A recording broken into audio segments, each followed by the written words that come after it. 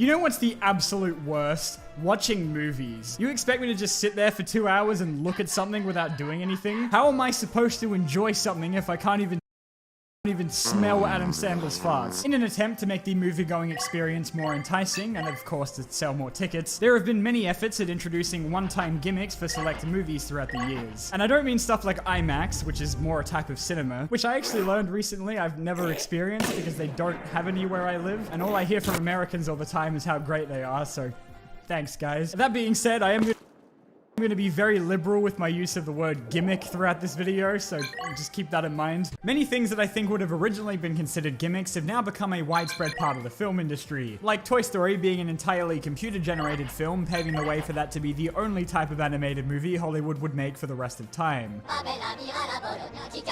Thanks, Pixar! Or even The Wizard of Oz being the very first movie to be filmed in Technicolor, which I'm sure is never going to catch on. The very first one that obviously comes to mind is 3D, a gimmick that kind of always comes and goes in Hollywood. And even though it's been absent for a while, as of right now, it always finds a way to come back. 3D movies reached their peak in popularity, I'd say around the mid-2000s, with such bangers as The Adventures of Shark Boy and Lava Girl, of course. And while I'm sure getting to see naked blue alien people on the big screen was very enticing to people, the mere thought of seeing them in 3D was clearly what helped Avatar make like $15 bajillion. 3D movies date back as far as 1922, apparently, the same time when most of the people who vote on the Academy Award were born, beginning with the movie The Power of Love, which unfortunately has since been lost to time. Luckily, they released a 2D version shortly after, which has also gone missing. God damn it. The problem with these, though, is that movies that are specifically designed with 3D in mind can make for a pretty lackluster viewing experience when watched without it, since you have to sit through so many scenes of things flying toward the camera. I mean, have you ever tried to watch Spy Kids 3D without glasses? I do not recommend it. Personally, I've never really been big on 3D in any kind of form. I was always one of those kids who got really annoyed having to wear these uncomfortable paper glasses for like an hour and a half. Yeah, I know. Like, the 3DS never really did anything for me. It was just kind of one of those things, little fun ones, and then you just forget about it and revert back to doing it normally. Come on, be honest, how many times did you actually use that slider? I've never really gotten the appeal of it, to be honest. I feel like the gimmick of having things be slightly closer to my face wore off after, like, the first time. And of the very few 3D movies I've seen, I just don't think I've ever seen a practical use for them. She's real.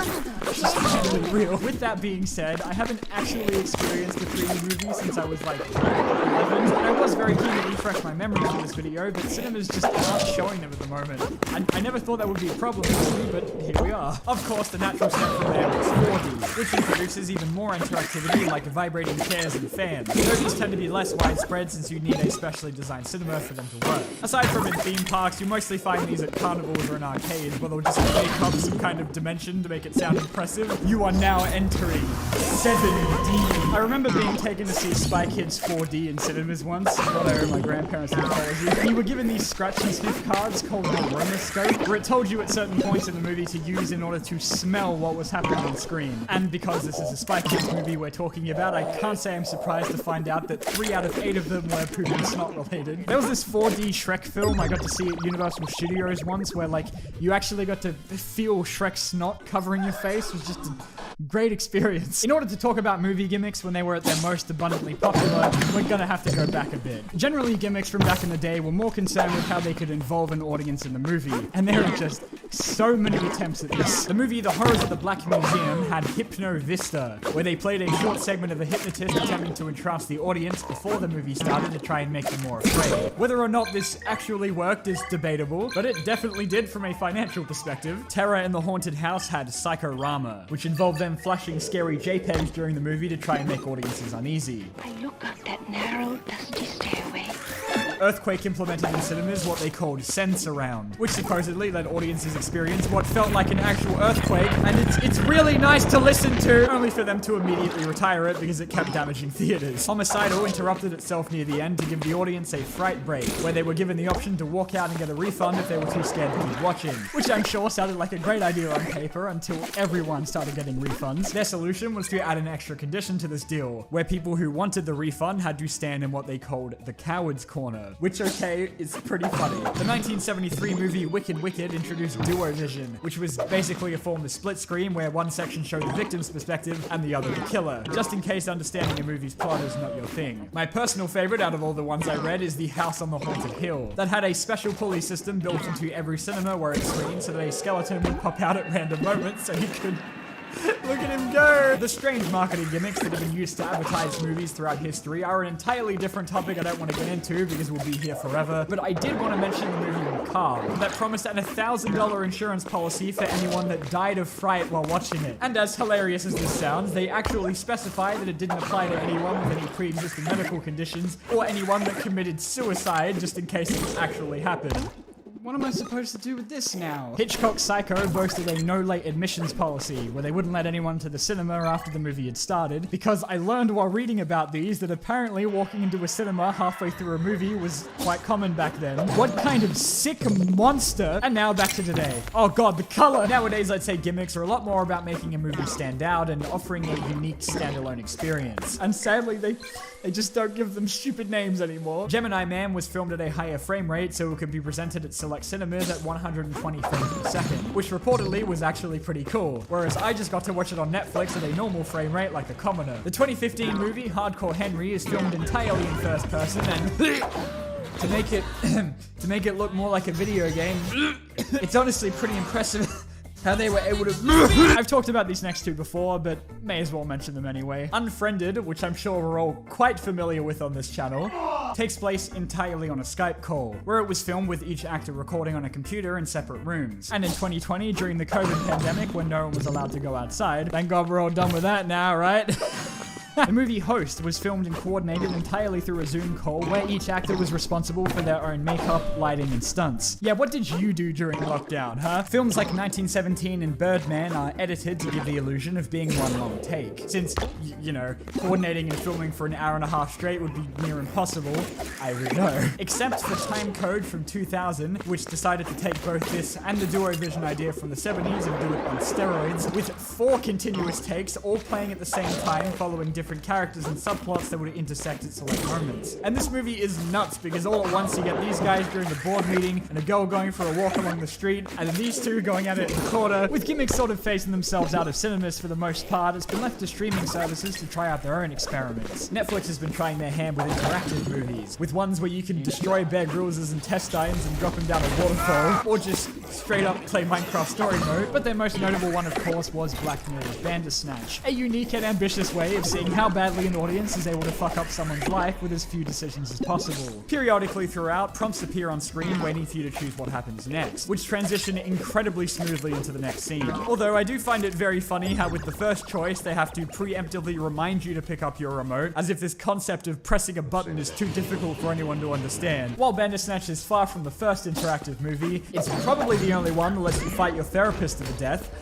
so it has that going for it. It's a really cool idea, made even more impressive by the way they had characters occasionally acknowledge when you were repeating a choice, but honestly, I did come away from it feeling like something was missing. In spite of being one of those idiots who felt like they had to see every single possible choice before I could turn it off, even afterwards, something about it just felt incomplete when compared to a normal movie. Yes, I am very pretentious, how could you tell? Interactive films were being made as far back as the 60s, with the horror film Mr. Sardonicus asking audiences to vote for the fate of the villain at the end. But this was actually all bullshit because the vote was rigged and he just dies anyway, and they never actually made a good ending. Clue from 1985 had 3 alternate endings that changed the identity of the killer, issued to different theaters, meaning you might have had to rewatch the movie several times in order to get the proper one. But there was no way of knowing what one you were going to see, so you would have had to sit through the entire thing again only to get the same one. It'd be like buying a Happy Meal over and over just to get a different toy, which I've definitely never done. And finally, for the dumbest one of all, there's the yet-to-be-released movie 100 Years by Spy Kids director Robert Rodriguez. And boy, can you tell, that is set to release in the year 2115, where it'll be competing with the Five Nights at Freddy's movie. The reason for its absurd release date is to match the time required to properly age a single bottle of some beer or something that's sponsored by. Nothing aside from that is known about it so far, and we're going to have to wait a very, very long time to find out more. So in the end, gimmicks can be fun, and they definitely provide a memorable viewing experience, even if they're very stupid. Thank you all so much for watching, and if you'll excuse me...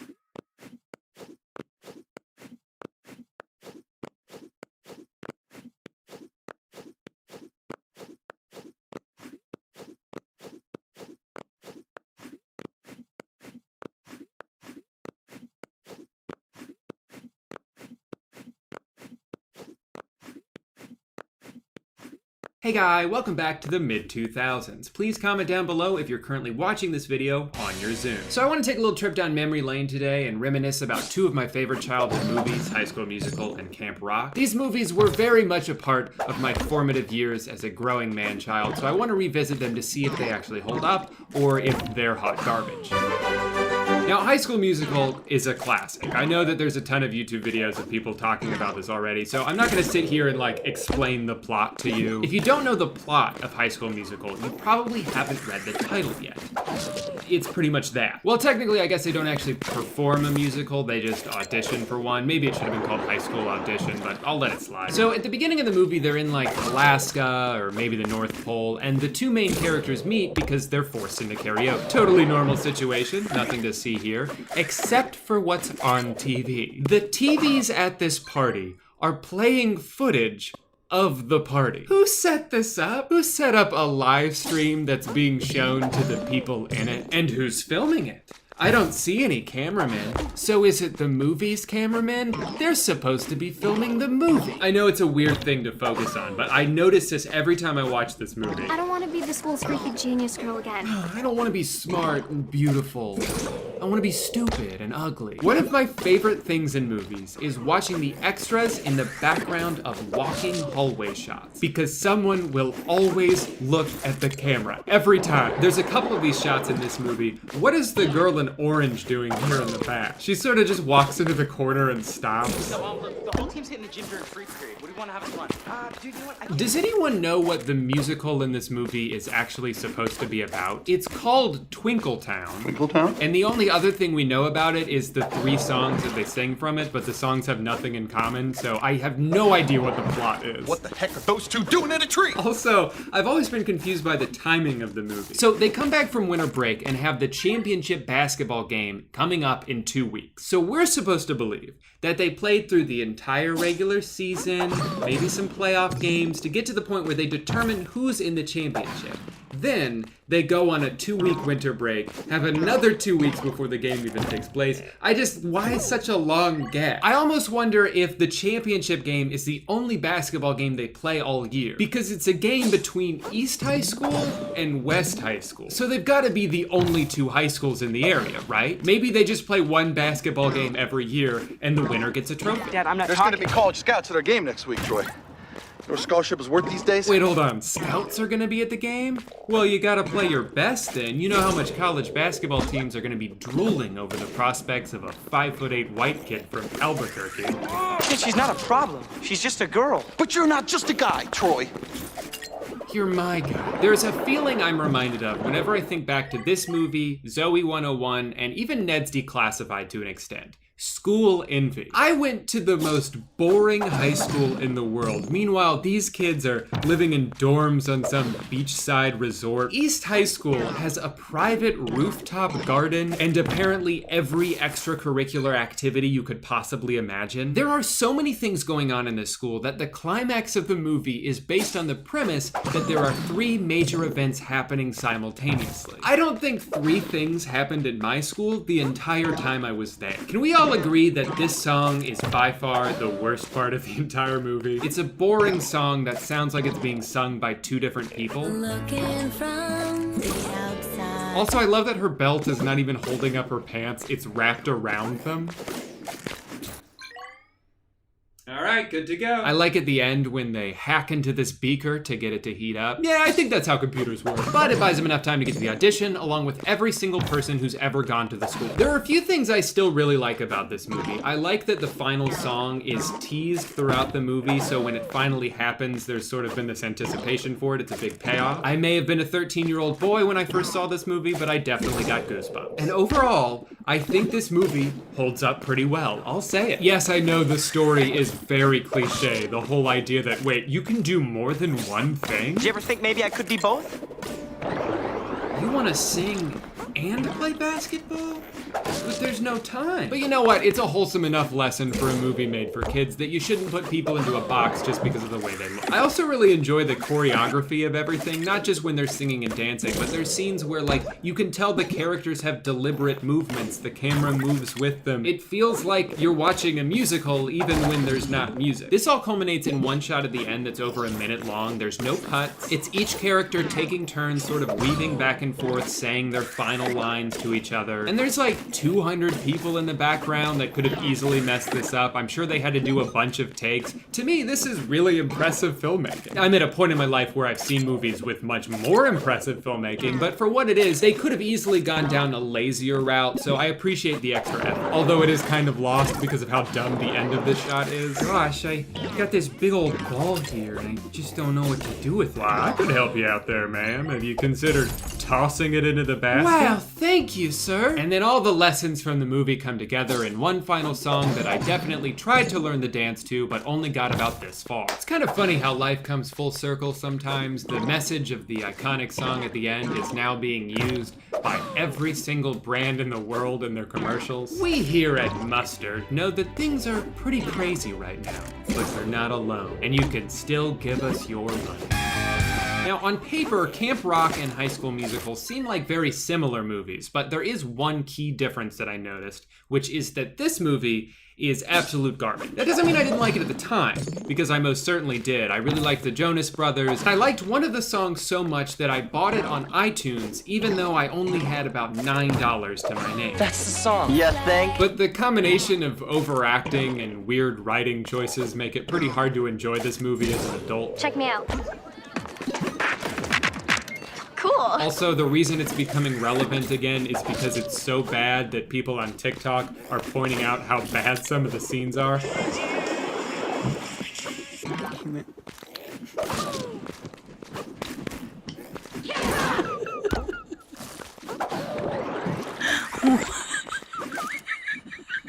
But I don't just want to talk about this movie, I have something a little different in mind that I'd like to try instead. That's right, I'm talking about the official Camp Rock DVD game. So, would you like to explain to everyone how you came into possession of this game? It's never been opened. Limited edition. Limited edition, according to me. According to us, we only have one, so who knows if they made more. That was purchased at a closing thrift store. It was to be sold for $3, but I got it for 25 cents. Can you believe the deal we got on this? And can you believe the restraint to go 3 years without playing it? She's asked me multiple times, can we play the DVD game? Can we play the DVD game? And I said, no, now's not the time. I figured... Saved it for this moment. Yeah, I figured something important would come along one day. I'd find a way to turn it into content, and then now we can write off that 25-cent purchase as a business purchase. So that's pretty cool, actually. A little tax life hack right there. Tidbit for you. I wanted to do this for so long. So was this used and they put new shrink wrap over it? Because this box is very beat up. I've never pulled shrink wrap off of something that's been this dilapidated before. You're ready to take the stage and steal some parts, pick up the remote, and play Camp Rock DVD game. Camp Rock DVD game. We got a holographic game board. Wow, this is worth at least 20, 25 cents. When the movie came out, I was in 8th grade, and me and my two best friends were so excited that we put every photo that we had of the Jonas Brothers around us just to watch the movie. Who was your favorite Jonas brother? Kevin. No, be honest. Her favorite Jonas brother, I'm so embarrassed about this, was Joe. She loved Joe, but because her friend already loved Joe, she agreed to love Kevin instead. And I just think that that's really sad, and I wish that there were 2 Joes and 0 Kevins. She even drew a picture of Kevin on my back in Sharpie just to prove how much we loved the Jonas Brothers. Oh no! Holy shit. When it's your turn, spin the spinner and do what it says. Okay, jeez. I guess I'll go first. Jam time! What? Which came first? Oh, well that's the beginning of the movie. That's the only time she's in her house in the entire movie. This is my favorite game. Yeah, she makes me play this with her every night before she goes to bed. Otherwise she has really bad nightmares about Camp Rock 2. Spin it and do what it says. Do what it says. Free card! I wanted Sultry Joe. Look closely. These images are from the movie. Oh, yeah, I figured they might be. Which came last? What have we here? They're playing the clip from the movie. I can hear you. I don't think this game is very hard. The whole concept of DVD games seems fun. I don't know if I ever played any though. We're allowed to have Fun. Who said? You totally rocked it. Trash can. Trash can said that. Who said? That's cute. Oh, the But same you're option. Trash can. Rise and shine, superstar. And throw it in the trash. Oh boy, this sure is fun. Yeah, honestly, I actually don't know. I have no idea. This one's hard. Which game's second? Flawless. I don't know whether to be proud or embarrassed of how well we're doing. So she got Go Fish, which I think means she can ask me for one of my cards. You have JoJo's. Okay. Cha-ching! Take it to the bank. Okay. Hi, I played this Camp Rock DVD game and it told me to Say no more. They give you a voucher. Wow, $1,000. Player's pick. I picked Go Fish, which means I get to ask you for the mom card that you just picked up. You got a crush on this girl? I'm back at the bank now. I'd like to redeem my 2 mom cards and 1 wild card. This guy's got 2 mom cards, golden voice card. Give him a guitar pick. Yeah, they're in the vault. Alright, you'll get a lot of people like you coming in here. Pick one. I got a guitar pick. You haven't got it. Is it even possible to get one wrong in this game? Yeah. Or are we just so smart? Wait, let's blatantly pick a wrong one and see what happens. Oh, funny you want to do that on my turn. Pick your card. Golden voice. And you got 2 Joes. Yeah. Welcome to the bank, ma'am. May I take your order? I have 2 Joes and a golden voice. Wow, there was some lanky guy in here a few minutes ago with 2 moms and 1 golden voice. Do you know him? My son. Your son? Tell him he's a real nice young man. Here you go. You got that one. Oh, can we put this game in the trash when we're done? Come on and sing along. Follow and I lead. You wanna be like me, but you just don't wanna be. Fuck it or suck it. I won! I have so many people to thank. Kevin and Joe and Nick and my wife. And Frankie Jonas! Frankie, you're out there and I know you're watching this video right now. I know you're a big fan. Keep being you. Rockin'. Rock on, Joe. Or what's his name? Kevin. Kevin. Rock on, Kevin. Frankie, if you're out there, rock on, Kevin. Which one are you? I'm Joe. Okay, I guess I'm Demi then. Didn't really give me a choice there. Are they just gonna play the whole movie but without sound? Yeah. It's really awesome. If anyone out there is looking to play the Camp Rock DVD game, good luck getting it. I don't know where you could buy this. You gotta just hope that a thrift store is on the verge of closing down and they'll give it to you in exchange for 1 quarter. Well, before we go, do you have any words of wisdom you want to impart on any aspiring DVD game creators out there? I think the ship has sailed.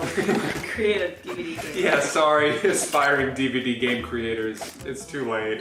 Make an app instead. Yeah, make a. Alright, babe, play us out. Cool. Well, boy, was that a lot of fun. And I definitely didn't forget to film an outro. I'm doing it now. Gotta cut to a commercial break real quick, but be sure to stick around because when we come back, I will be showing you a really great thing that I just got in the mail. And it's gonna be worth it, so please don't go anywhere. Okay, thanks. Stop trying to order a pizza from me. This isn't Domino's. Hi, I just See what's on the other side of the pillow. Please drop a like button now. It's the same. Thank you so much for watching today, guy. Remember to subscribe if you want to see more videos of me catching a fish with my bare hands and then feeding it whole to my cat. All right, bye.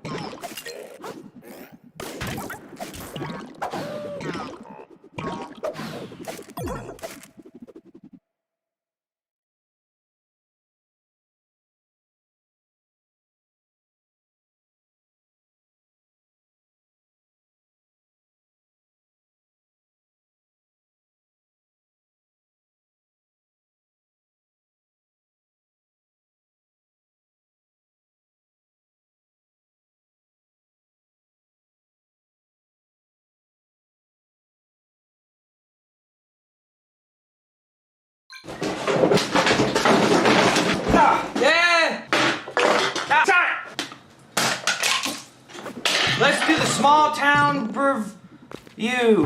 Cut my hand on the pop can. Healed. Oh, I think there's mold in there. Hi, welcome back to another episode of Small Town Reviews, where I look at the public Google reviews of various businesses in small towns, and then I make fun of people because they're idiots, and that's the whole thing. Adult stores are where you can go to buy very naughty adult reproductive themed things that are probably at a very overinflated price relative to the price you could probably pay from Amazon. Alright, enough mucking about. Let's read some of these Google reviews right now. So at this adult, can I say the S word? Sex store, Rebecca gives the adult store 1 star and says, 9/11, flag not at half staff. Called, he said it was too heavy. What about the 343 firefighters climbing 110 flights of stairs? What about the lives lost? You have had 364 days to get it figured out.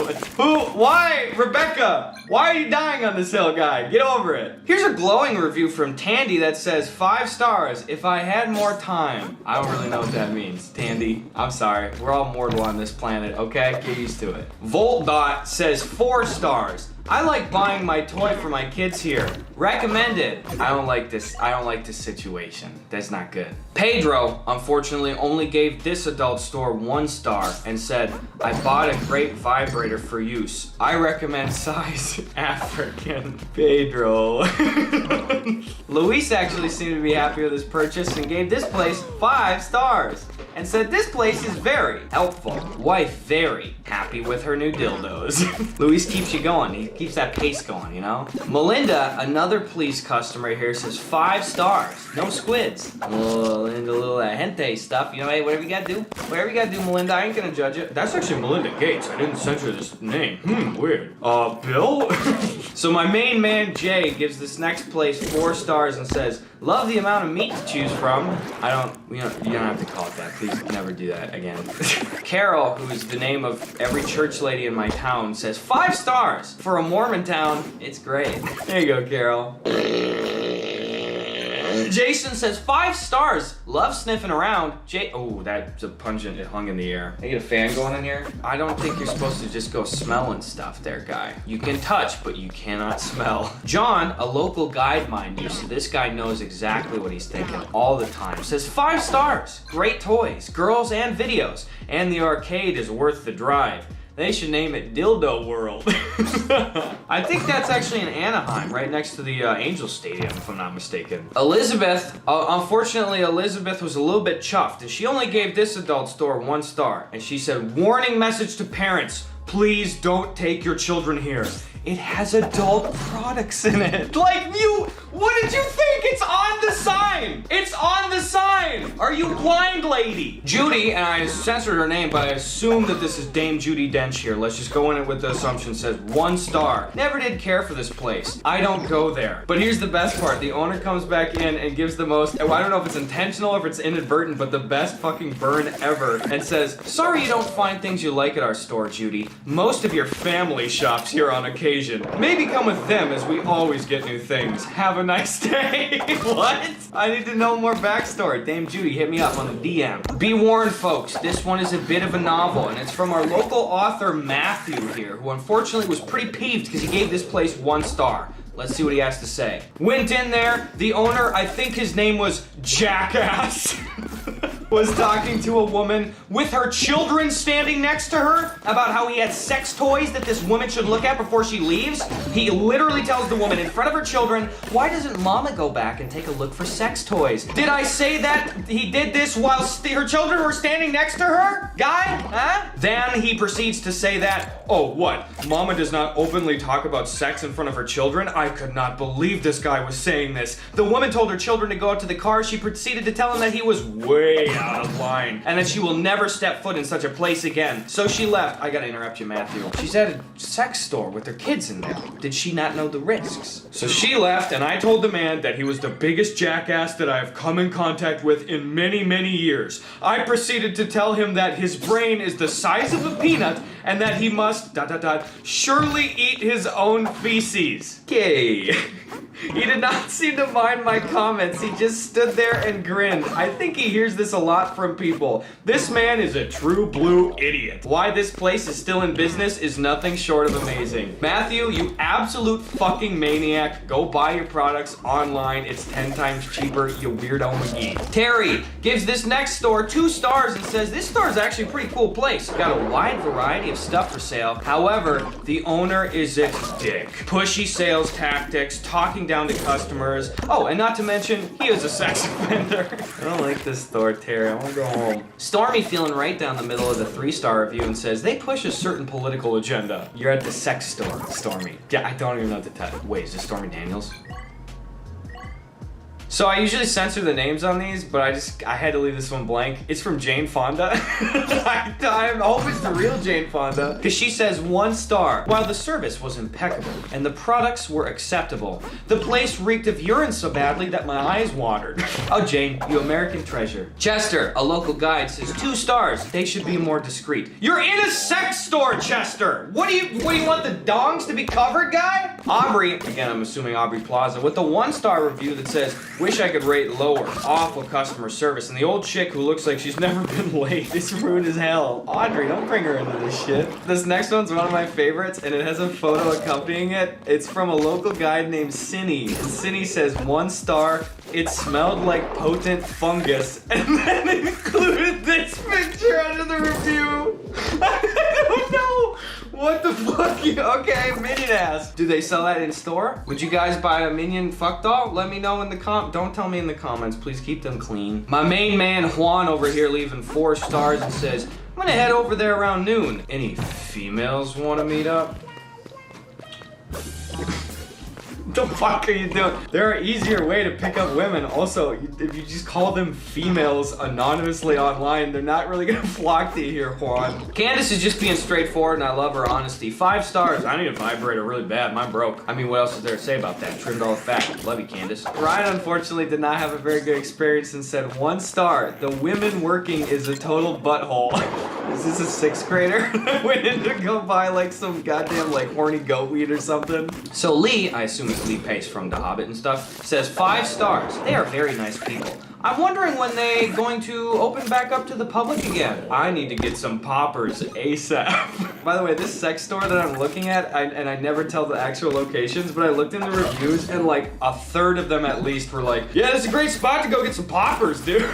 Like, okay, cool. Butchie, local love man legend, says 5 stars. Putting the fire in your love life, like womp, there it is. Call me Butchie, alright? W, I assume this is George Bush, says 5 stars. I've never been inside, but I like how the exterior looks, and every neighborhood needs a spot like this to increase the sleaze factor. It sounds negative, but he's being so stinking nice? I don't get it. Guys, buckle up. This next one is an absolute roller coaster because my main man, Austin, has given this place 1 star and says, I went there a few weeks ago, and let me tell you, that underwear was some cute stuff until I sniffed them bad boys and I got a little dookie on my nose. Upon further investigation, I noticed a large skeet mark in the thin part of the thong where the anal hole goes. I told the clerk at the counter who responded with taking the underwear and shooting them at me like a rubber band, which stuck to my abnormally large forehead, using the turd as adhesive. Worst Kentucky Bell McChicken wrap I've ever eaten. I like you, Austin. Call me. Let's hang out, please. So this isn't really blowing up a spot of a store because I saw a ton of stores all over the country where I was looking for these reviews that were called some semblance of Adam and Eve. You know, it's a super common kind of like sexy little name thing. And at so many of these, I got so many comments that were the same kind of thing, just like Natalie says here with the 1 star. There were no Bibles. Like, I saw so many people being like, this is not a Christian store, be warned.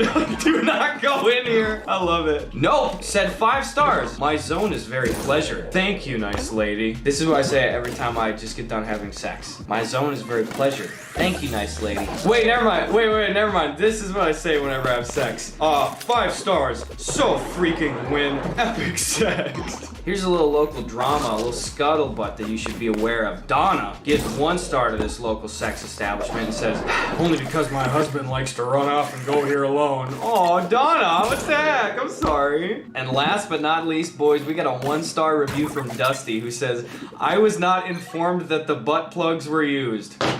Well, there you have it, folks. Go downtown, get yourself a little rusty dusty down here at the old dumpy shop. Get out of my room. Get out. Go away from here.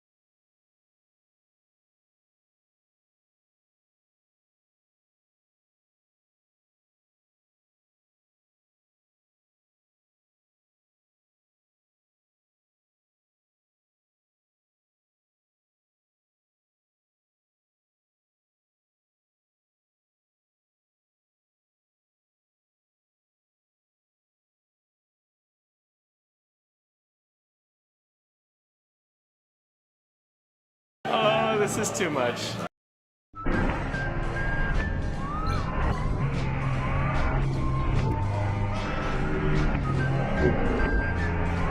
Hey everyone, I've still got a lot of work left to get done on my 2007 list, so I figured in the meantime I'd make a funny video that's not gonna take forever to make. Now most of these reviews have been about terrible movies, so I figured I'd change things up a little and talk about a terrible movie-going experience. Now this is a subject that's been on my mind for a while now. This is a video about possibly the most hilariously awful movie-going experience I've ever had. Hot Tub Cinema Club. Yay! Basically the idea is that they provide a movie-going experience where instead of watching the movie in a theater, you're watching it in a bunch of hot tubs, which is obviously the way that movies were meant to be watched. You're gonna tell me that you wouldn't prefer to go to movies that involve hot tubs and drinking? We should all be able to watch movies like we're in a rap video.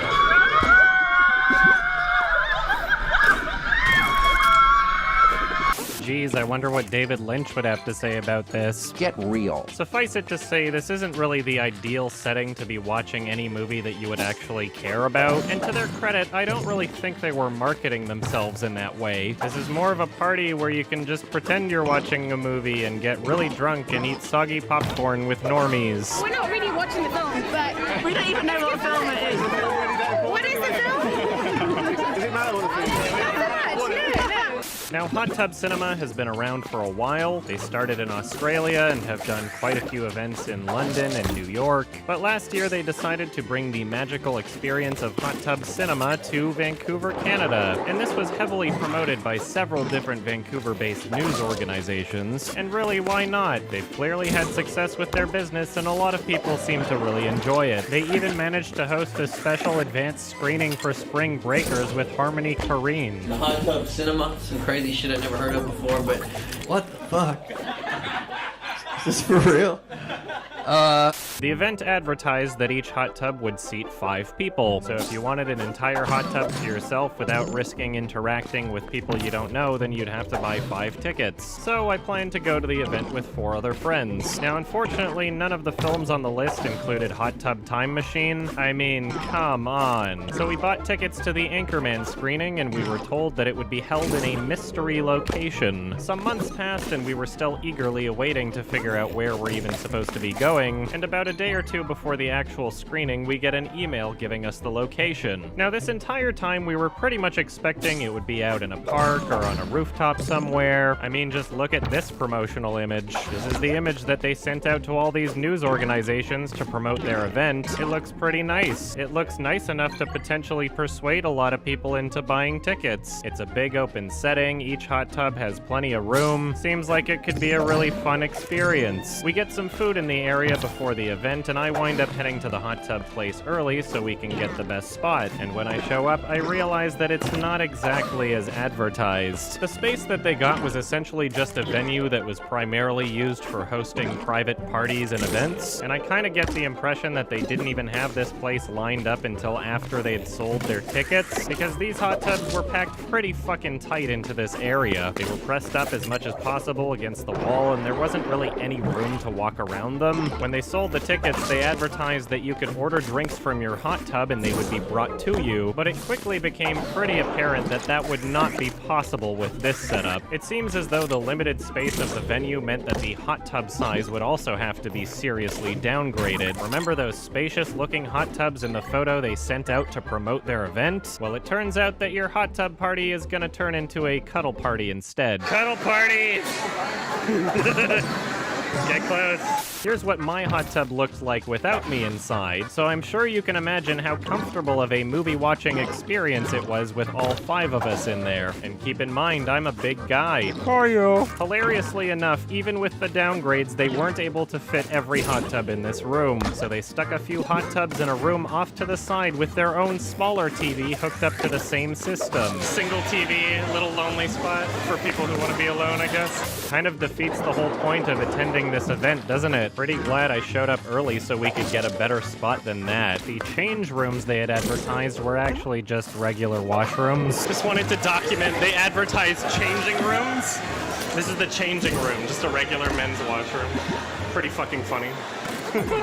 Also, the hot tubs weren't hot at all. The event time had already started, but they just told everybody to keep the hot tub covers on while they heated up. Probably should have heated it up before we got there, but okay. So everybody just drank. They outsourced the bar service to a different company, and there were no issues there. After waiting quite a while, they took the covers off the hot tubs, and they weren't really hot still. I mean, it's probably a good idea for it not to be boiling anyway, considering you're not supposed to stay in a hot tub for extended periods of time. But those hot tubs were pretty much lukewarm at best. Anyway, my friends and I all got in the hot tub pretty cozy, yes homo, and at that point one of the staff there tried to get one of us to go in a different tub, and their reasoning for that is that they were concerned that water would get out of the tub. First of all, we were already in it and it wasn't overflowing. Second, if you're going to sell us a hot tub for 5 people, then perhaps maybe you should just not fill it as high if that's your concern. We weren't the ones that filled up the hot tub, come on. We bought the tickets for our own hot tub because we didn't want to be stuck in a hot tub with other people we don't know. Why would you do this to us? Anyway, I refused their suggestion and they stopped bugging me about it. It would have been pretty fucking pointless anyway, considering everybody had to get out of their hot tub to get their drinks. The fact that we were not able to order from our hot tub as advertised made water getting on the floor inevitable.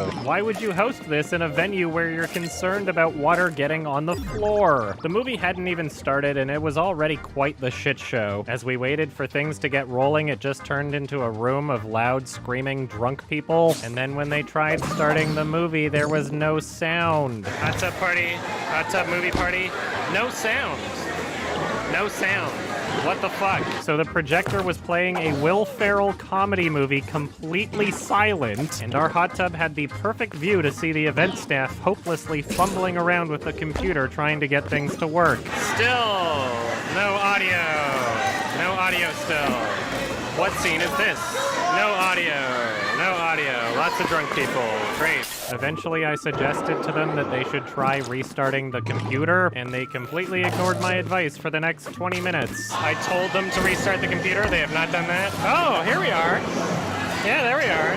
Finally, they restarted the computer. What a shit show. Jesus. After they finally restarted the computer, it appeared as though there was some audio playing with the film. Wow, what a fucking surprise. Oh no, they're not restarting the movie? What a fucking surprise. Not restarting the movie. Hilarious. As you can tell, the crowd, including myself, had gotten a lot louder by this point. Many people were very angry that they would just start the film from the half-hour mark instead of restarting the movie. Thankfully, they eventually got the idea and decided to go back to the 2-minute mark. Restarting the fucking computer! Thank you, God! I would have been pissed off if they did that. Oh my god. Now at this point, the film has audio, but it's way too quiet. It would be pretty difficult to hear it over the hot tubs already, but the shouting drunk people made it a lot worse. Hopefully they turn up the volume enough so that we can hear it over the shouting drunk people. Yep, can't hear the audio. And I knew it wasn't an issue with the sound system at the venue because they were playing music pretty loudly before the movie. Yes! We want you to spill your drinks in the hot tub. Please. As they struggled once again to make the film appropriately audible, I noticed that this was in fact a torrented copy of the film. And since none of them know how to work a fucking computer, they eventually just gave up and handed people free cups of Prosecco, which I will admit is a very nice gesture, all things considered. Oh, okay. But as someone who does know how to work a fucking computer, it became increasingly irritating to watch this train wreck in motion. If they're using a Yiffy torrent anyway, they could just download an SRT file. Quite honestly, we could have subtitles with this really quiet audio going on. It would be watchable if they just downloaded a subtitle track, but just download an SRT, Jesus. Eventually I convinced them to let me use the computer to fix this nonsense. They didn't have Wi-Fi, so I used my phone as a hotspot. After showing them how to download subtitles for the film, I suggested that they download VLC instead of trying to play the movie off of QuickTime Player, and surprisingly I found that VLC was already installed, and after I started playing the file off of that instead of QuickTime Player, the audio was fine. It's going well. We're legitimately watching the movie. Most people are just drunkenly yelling.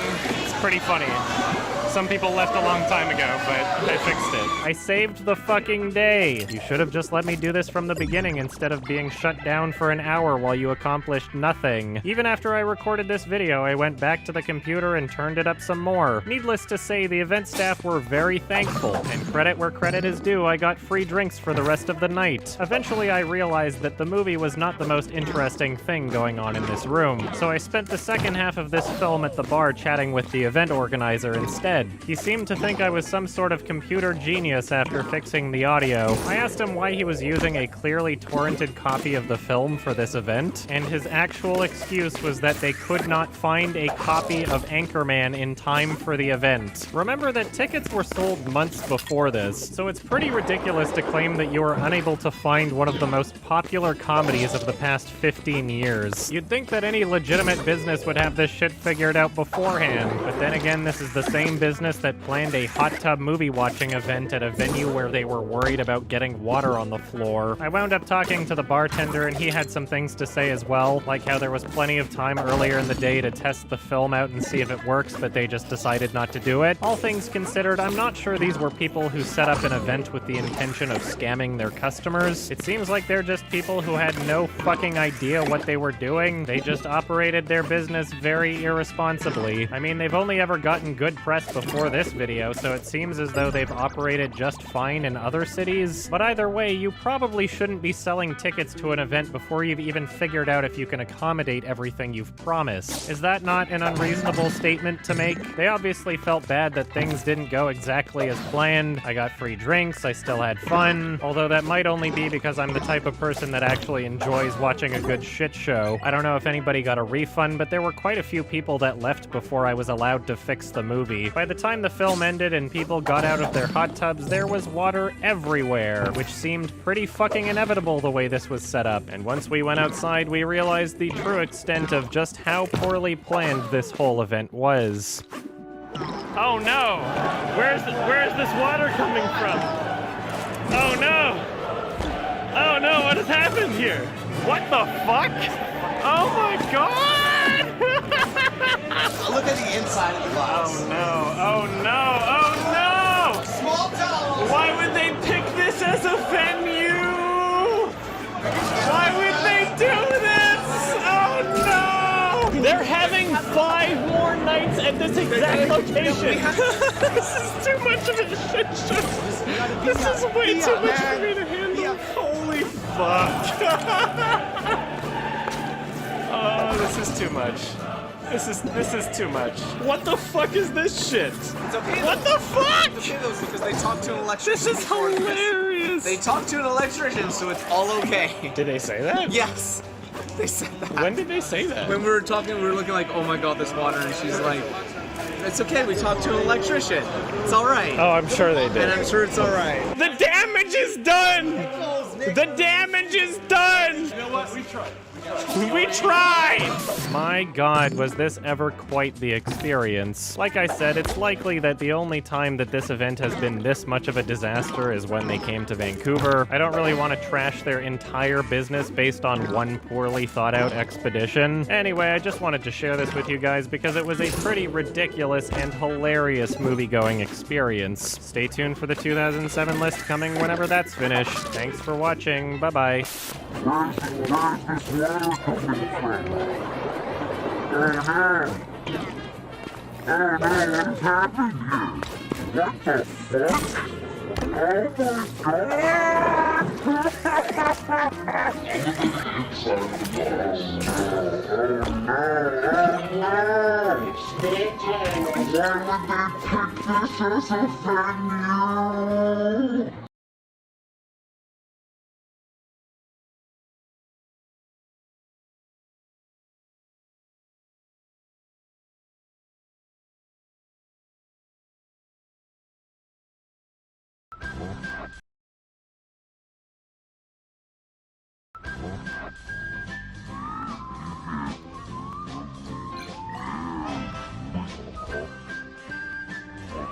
Hi, this is Peter Jackson.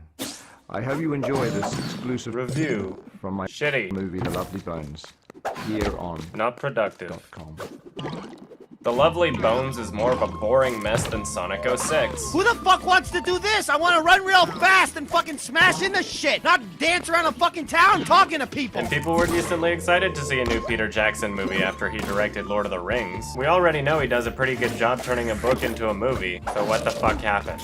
We start the movie off with a little girl looking at a penguin in a snow globe, when suddenly Mark Wahlberg, yay! I mean, I thought he was well casted in I Heart Huckabees, but in this film it's no surprise he was called at the last minute as a replacement for Ryan Gosling. Interestingly enough, him and Peter Jackson both have different stories about why it didn't work out. I was 150 pounds when you hired me, and I showed up on set 210 pounds. And we had a different idea of how the character should look. You know, I really believed in it. I was excited about it. And I showed up and they said, "You look terrible." And I said, "I know. Isn't that great?" No, it's not. Kid hit the treadmill. I mean, Ryan's a method actor, and he was worried about being older. And then as we got the other actors started to arrive, and you know, Rose was only about 6 or 7 years younger than Ryan, and he was all that he was nervous about to him was starting to come true. That he.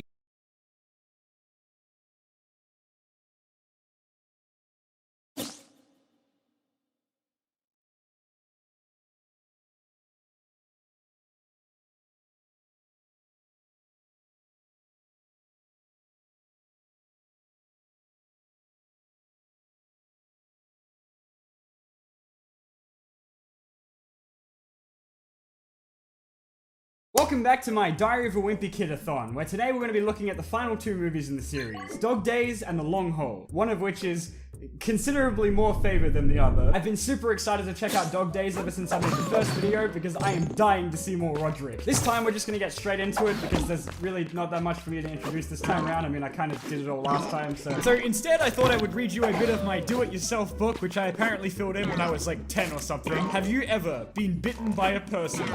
Yes. Wait, what? Peed in a swimming pool? Yes. Ew. When? What's the name of your favorite movie? Transformers 2. Oh, and here's the best part. I wrote my own comics with the templates provided. This should be good. You've got apple pie for recess? It's pasta. Zooey mama! Oh, and then I drew my own. Fantastic. I'm going to blow up the world. Cool. You'll die. Zooey mama. That doesn't even make any sense. I've got a weird face. You look ugly. Zooey mama. Dog Days begins with us following the Heffley family to the opening of the town public pool. I can't believe it's so crowded here. School isn't even out yet. Maybe we should come back. Someone get me a repairman because that voice is broken. Well, does never sound good. Hi, Roderick. Not even a minute in, and once again this series hits way too close to home, with Greg being surrounded by nearly naked, sweaty old men in the pool, changing room. I want to point out I was eating while I was watching this. At the pool, they run into an old friend of Roderick's who mentions that he's now at a boarding school that turned him into a respectable young man after he used to be basically another Roderick. Hey, you're cleaning! What grade does that start? 8th grade, sir. Hey. While dealing with that, Greg also has to manage Manny's usual bullshit. What's so funny? I'm peeing. This movie takes place right on the cusp of summer vacation, and all of the kids are naturally overjoyed about it. Honey, Greg was sick on picture day. Do you remember to send in a photo of him for his yearbook? Yeah! I remembered! Frank is becoming gradually more unhinged with every movie. Greg explains that his dad has developed a desire to have his kids actually do some form of physical exercise, so he devises a scheme to stay one step ahead of him. Our boys probably won't even get up till noon. I'm sorry. Did you say something? Whenever Frank leaves the house, Greg does what all of us probably do all day anyway. Are you really going to sit inside all day and play video games? I like how she's ragging on Greg, but there's no mention of the fact that Roderick has been sleeping on the couch for equally as long. Just as Frank gets home, Greg makes sure to make it seem as if he was actually doing something productive. Are you sweating? Yeah, just finished up some sports.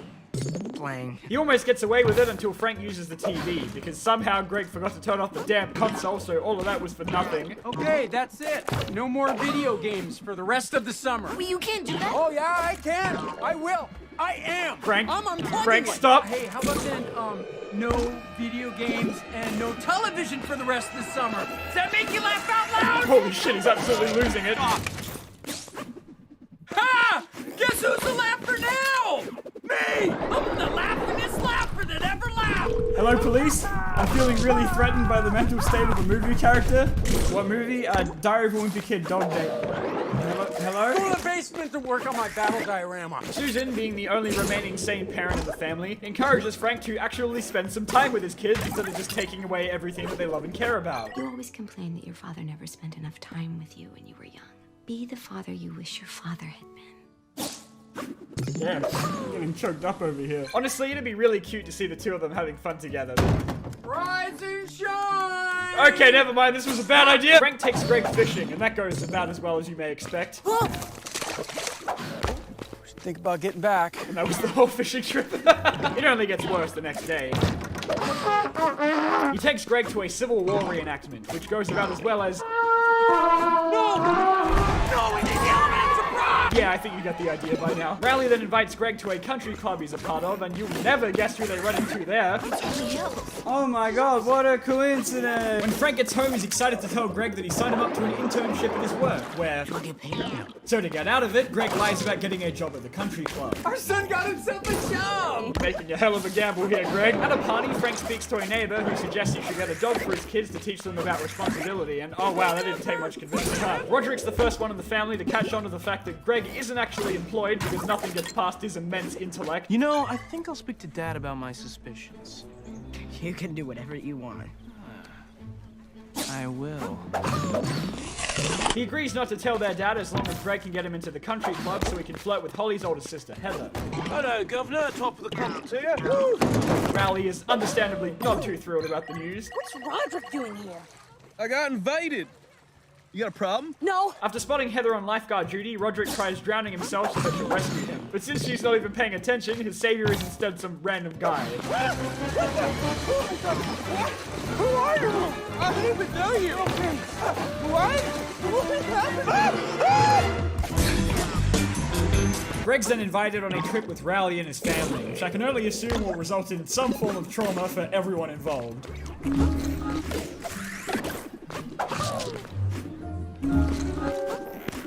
It doesn't take very long for him to get completely sick of them, though. I can't take this anymore. When Rowley's dad isn't looking, Greg sneaks downstairs to use his laptop, and in a panic, accidentally sends an SOS email to everyone in his contacts list. And in case that wasn't incriminating enough, he then somehow manages to call 911 on them. Can I help you, officers? You got a knife! And with that, he is sent back home. Hey, you're always getting in trouble with that Rowley kid.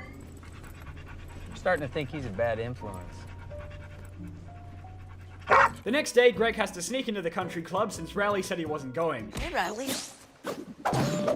Hey, Greg. You traitorous swine! In another bid to catch Holly's attention, Greg takes a crack at the high dive, only to end up slipping and falling, somehow tearing his pants in the process. Runs in the family, I guess. Greg is forced to swim around in the pool aimlessly until closing time, until Rowley finally shows up to save the day. Wait!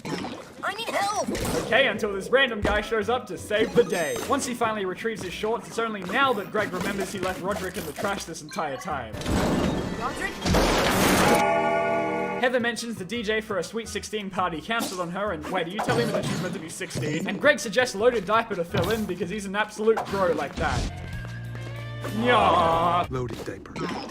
Everything is going swimmingly until Frank drops Greg off at the club one morning, only to run into Rowley's dad, who is a little ticked off that Greg had been using his son's identity to sneak in. Your son's been racking up a lot of charges on my account. What are you talking about? He works here. We don't employ minors. Uh-oh. Me or something? No, please don't say it! When they get home, Roderick tells Greg he found a pamphlet for the boarding school in the mail, which he is almost definitely being sent to now. But I mean, maybe it's not that bad. Don't lie about where I am anymore. This bag union and the tracking device around my ankle. My parents know where I am 24/7. Okay, yes it is. With not much time remaining, Greg's last chance to prove himself to Frank is on a wilderness expedition. So far, so good. I can't stop making you mad at me. I think we just witnessed his soul leaving his body. This is just Greg disappoints his dad for an hour and a half of the movie. After hearing the other scouts shit-talking them, Greg draws up a plan to get revenge. Well, that wasn't exactly the plan, but hey, it worked. Frank is still pissed about it though, and so someone has to take the fall for it. I did it. Dad. Isn't my idea. Whoa, wait, what? Your boy should be expelled. You know, he's a disgrace to every wilderness explorer all over the world. Shut up, Stan! Just shut up! I'm starting to think not everyone is going to leave this campsite alive. Thanks to that incident, the two are able to reconcile over some pizza. It's also here that Frank tells Greg he's not sending him to the boarding school after all. You're a really great kid, and I'm not just saying that because we're a lot alike. Aww. Now all that's left is the birthday party, and Heather seems like a really nice person, so I sure hope it goes well for her. Listen, midgets. The only reason that you're here is because I was forced to invite you. And with that, Roderick begins the most important performance of his life. The song goes out to a very special little lady. Oh, wow. Oh my god, yes. And I was like, baby, baby, baby, oh, I'm going to kill you! I think she's into it. So Heather, you're a pretty cool chick. Yeah, I don't know, maybe I could call you next week and we could hang? But hey, it all worked out pretty well for Greg, and it all ends where it began, at the public pool, but this time with more family wholesomeness and less naked old guys. All in all, this might go down as the best summer ever. Well, that was pretty great. I'd have to say it's my favorite of the trilogy. Now time for hell. Greg Heffley, you are grounded! I'm afraid. Well, hey, this doesn't look all that bad. Oh, God! Oh, yeah, I forgot to mention that they recast everyone. Since, you know, kids age and all that, Greg has moved on to bigger and better things, like getting absolutely fucking ripped. It's already a good sign when within the first 2 minutes, Greg and Rowley are watching what I assume is meant to be a YouTube Let's Play. I hate that Matt Digby. I hope you He's die a horrible in a role model. Hell yeah, we are! Susan announces that they're going on a family road trip to make it to their Mima's 90th birthday, which not a single one of them is enthused about. Oh no, man is stuck. At least some things haven't changed. Diaper! It's a diaper! It's a diaper! It's a diaper! It's a diaper! Ah, right, yes, the natural response. Unfortunately for Greg, every single person around him decides the film is suffering instead of offering any help, and this sets in motion the events of the entire movie. No! No! This movie came out in 2017, come on! So yes, unfortunately, the plot of The Long Haul is Greg becoming a meme. Yes, really. It already has 6,000 views. Congrats, Diaper Hands. You've gone viral. It gets worse. Now I'm a meme. Stop, please! Also, shout out to Greg for being a real gamer and having a diamond sword in his room. Mushroom in a kitchen? Boom, you got shroomed! That's how Digby do it! I cannot express how much pain I am in right now. Greg figures that if he appears in a video with Digby, then people won't label him as Diaper Hands for the rest of his life. I'm gonna write Mac and ask if there's any way I can be in one of his videos. Ah, so that's why so many random strangers messaged me about that. They just wanted to avoid becoming a meme. How could I have been so blind? Digby replies with a generic copy-paste email telling him he's going to be at a convention the following weekend where he'll be hanging out, mashing buttons, and making gamer history. Why did no one tell me this movie was about YouTube? This is like 1,000 times more painful than I ever could have imagined. Maybe you'll be in my next YouTube video? Unfortunately for him, Susan decides to put a ban on technology for the entire trip. You're the worst mom ever! Yeah, it's summer vacation! Seriously, stupid! Frank, the ban goes for you too. Should we not be more concerned with the fact that he is on his phone while driving? Greg manages to get his phone back a bit later when they stop at a motel, only to find that the fine bros have hopped into the diaper hands trend. Grandparents react to diaper hands. Wait, how do you do a reaction to a 10-second video? It's from Rowley. Have fun at Player Expo Movie Mama. They brought Zooey Mama back? Okay, this really gets a pass from me. Greg convinces Roderick to come to the convention with him by enticing him with the promise of gamer girls. Why is she wearing armor with a bikini? Are those even real? I doubt it. People make their weapons out of foam and stuff. Later that night, Greg meets his arch nemesis for the movie, some random bearded guy who is pissed at him for damaging his dam, and so chases him down throughout the entire journey. The next day, Greg and Roderick are already weighing up the benefits of just throwing themselves out the car. They make a stop at a country fair, where Manny ends up winning a baby pig somehow. He's then spotted by the bearded guy who just so happens to also be at the fair and escapes to one of the rides with Roderick. This guy is dedicated. Unfortunately for him, he then tries pushing against Roderick, who... Yeah, then there's a scene in the car where Greg pisses into a bottle in case you haven't had your fill of potty humor yet. Oh, and just for good measure. Oh my God! Thankfully though, the trip goes pretty smoothly from there. You know, even though he's not the same actor, this guy does nail the Frank Heffley meltdown. Had to take a road trip. Had to take a road trip. And they already got rid of the pig, those heartless monsters! While his parents aren't in the car, Greg changes the GPS location of the convention. And at the next motel stop, he and Roderick sneak out to head to the expo.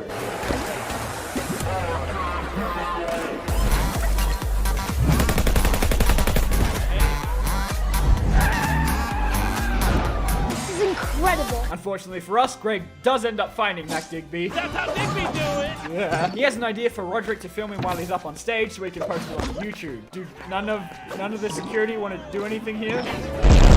It's only then that Digby realizes that Greg has been standing next to him the entire time and interrupts his chances of beating the world record at, what is that, Crossy Road? Then Susan shows up and she's a little pissed about all this. Greg Heffley, you are grounded for life. Once back on the road, things get even worse as the cover of their boat falls off, nearly killing everyone behind them. Every silver lining has a cloud. God, what do they do to Roderick? And then the bearded guy shows up again and steals a bunch of their stuff, including the present they were going to give to their Mima. They track him down to his motel, and Greg sneaks into his room to try and retrieve the present, only to get stuck in the bathroom when he comes back. It's been a while since we had a poop joke, so... Is this still going? Is it over yet? Nope, we still have to listen to it? Okay, great. Really? Really? Even though they escape, their next hurdle is their car finally being put out of its misery. So they roll its carcass down the hill in one final push to get to the party. So it all worked out in the end. No one died somehow, and most importantly, they went back to get the damn pig. Well, that honestly wasn't that bad. The new cast definitely took some getting used to, and while I wouldn't say they're as good in their roles as the ones before them, they weren't all bad. What was bad though was all the poop jokes. And with that, we have completed our journey through the Diary of a Wimpy Kid film series. Whether or not there'll be more made in the future remains to be seen, but it seems very likely at this point, thank you Disney. But it was really great getting to rewatch the original 3 after so long, and the long haul was also there. That's how Digby do it. Thanks so much for watching, and I'll see you all in the next video.